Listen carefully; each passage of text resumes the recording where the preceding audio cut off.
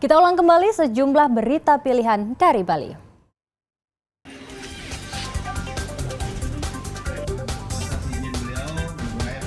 Pada hari kedua kampanye, dua pasang calon gubernur dan calon wakil gubernur Bali menyapa para pendukungnya untuk meraih suara terbanyak.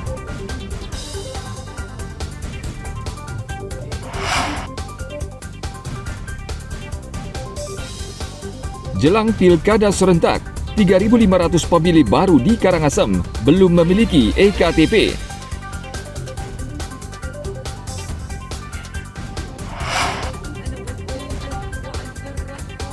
Ratusan pengunjung antusias menyaksikan Palestival 2024 yang digelar di Museum Puri Lukisan di Ubud.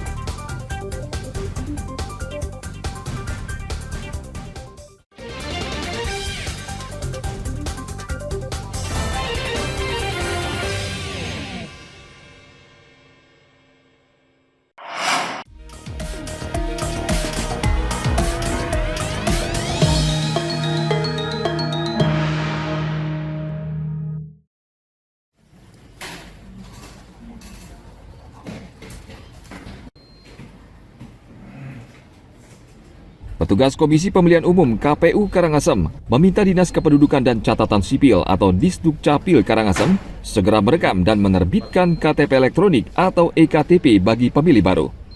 Menurut catatan KPU Karangasem, jumlah pemilih hasil pemutakhiran di Kabupaten Karangasem berjumlah sekitar 390.000 orang dan sebanyak 3.500 orang atau pemilih baru dan sekitar 2.000 pemilih disabilitas.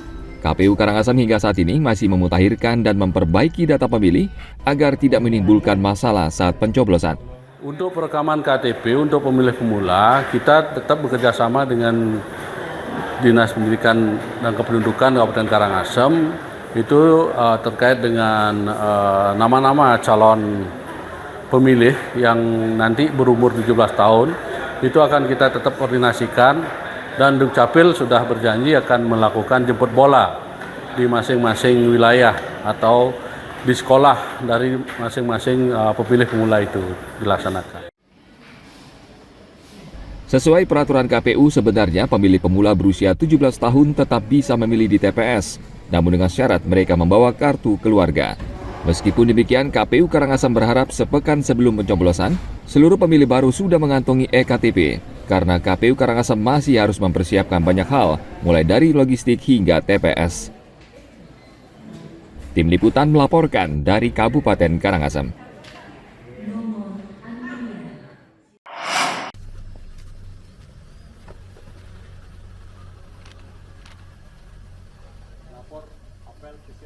Saat ini ada 3 pasangan calon bupati dan wakilnya tengah berkampanye memperebutkan kursi kepala daerah Kabupaten Karangasem.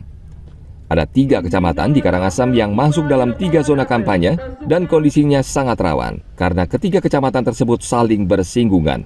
Polres Karangasem akan mempertebal pengamanan di 3 kecamatan tersebut, yakni di persinggungan Kecamatan Abang dan Kecamatan Karangasem, lalu Kecamatan Bebandem dengan Kecamatan Sulat, serta persinggungan Kecamatan Rendang dengan Kecamatan Kubu. Selain pengamanan di 3 persinggungan kecamatan tersebut, Polres Karangasem akan menerapkan pola pengamanan secara terbuka dan tertutup. Jadi berdasarkan nanti jadwal kampanye yang diberikan oleh KPU, kami akan melaksanakan kegiatan dengan pola pengamanan terbuka dan pengamanan tertutup.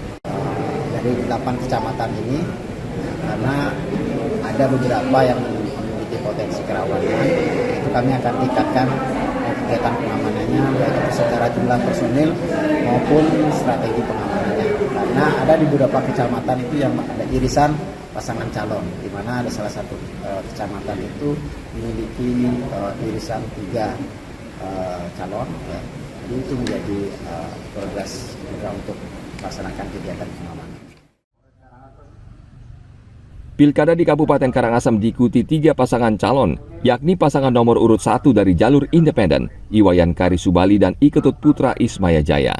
Lalu nomor urut 2 pasangan Igede Dana dan Inenga Suwandi yang diusung 12 partai politik. Dan pasangan nomor urut 3, Igusti Putu Parwata dan Iwayan Pandu Prapancalagosa yang diusung 5 partai politik. Saat ini Polres Karangasem masih terus memantau perkembangan keamanan di wilayah Karangasem, terutama kegiatan kampanye 3 pasangan calon di 3 zona tersebut. Tim Liputan melaporkan dari Kabupaten Karangasem.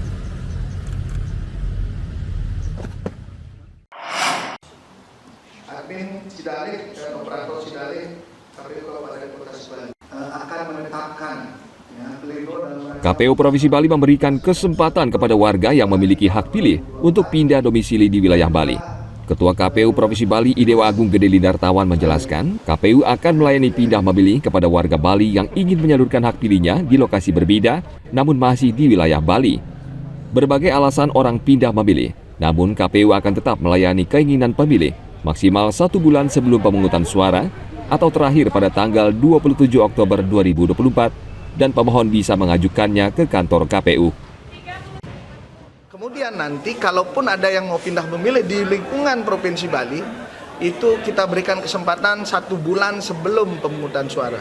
Terakhir itu, ya. Misalnya saja saya sudah pasti tanggal 27 November saya harus nunggu orang tua saya sakit misalnya. Boleh nggak pindah? Boleh, silakan pindah sekarang. Terakhir sampai tanggal 27 Oktober. Sesuai peraturan KPU, pemilih yang pindah memilih ke kabupaten lain otomatis hak pilihnya untuk calon kepala daerah di kabupaten pemilih akan hilang. Namun ia masih bisa memilih untuk pemilihan gubernur dan wakil gubernur Bali. KPU Provinsi Bali telah menetapkan jumlah pemilih di 9 kabupaten dan kota di Bali sekitar 3.280.000 pemilih. Mereka akan menyalurkan hak pilihnya di sekitar 6.700 tempat pemungutan suara pada tanggal 27 November mendatang. Tim Liputan melaporkan dari Kota Denpasar.